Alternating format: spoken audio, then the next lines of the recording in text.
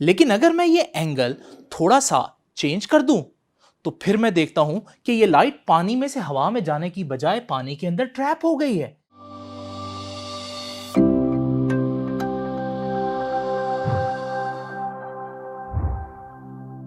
हम जानते हैं कि लाइट ट्रांसपेरेंट मीडियम्स में से पास कर जाती है, जैसे ये लाइट पानी में से पास करके हवा में दाखिल हो गई है। लेकिन अगर मैं ये एंगल थोड़ा सा चेंज कर दूं तो फिर मैं देखता हूं कि ये लाइट पानी में से हवा में जाने की बजाय पानी के अंदर ट्रैप हो गई है। लेकिन ऐसे कैसे हो सकता है, ये जानने के लिए हमें देखना होगा कि टोटल इंटरनल रिफ्लेक्शन क्या होती है। हम जानते हैं कि in a transparent medium light travels in a straight path, लेकिन अगर लाइट एक मीडियम से दूसरे मीडियम में जैसे पानी से हवा में दाखिल हो तो हम देखते हैं कि लाइट अपने स्ट्रेट पाथ से डेविएट कर जाती है और ये बेंडिंग ऑफ लाइट रिफ्रैक्शन कहलाती है। ये है वो पॉइंट जिस पर लाइट की रे एक मीडियम से दूसरे मीडियम यानी पानी से हवा में दाखिल हो रही है। इसे पॉइंट ऑफ इंसिडेंस कहते हैं। एक ऐसी लाइन इमेजिन करें जो इन दोनों मीडियम्स की सरफेसेस पर परपेंडिकुलर हो, इसे हम नॉर्मल कहते हैं।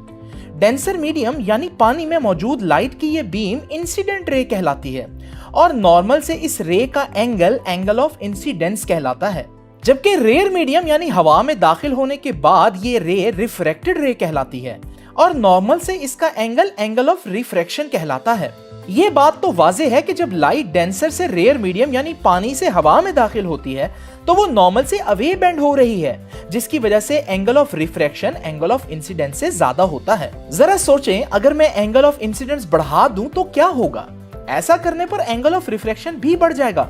इंसिडेंस एंगल बढ़ाते बढ़ाते एक वक्त आएगा जब लाइट की ये रे मीडियम की सरफेस के पैरेलल हो जाएगी, मतलब इसका एंगल ऑफ रिफ्रैक्शन 90 डिग्री हो चुका होगा। ऐसी सूरत में एंगल ऑफ इंसिडेंस को हम क्रिटिकल एंगल कहते हैं। लेकिन इंटरेस्टिंग बात तब होती है जब मैं angle of incidence critical angle से भी ज्यादा कर दूंगा।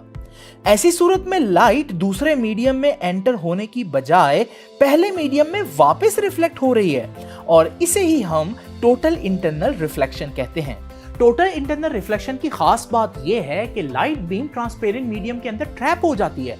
फिर वो ट्रांसपेरेंट मीडियम अगर बेंड भी हो जाए तो क्योंकि लाइट उसके अंदर ट्रैप हो गई है तो वो उसके अंदर ही रहेगी और साथ साथ बेंड होती जाएगी।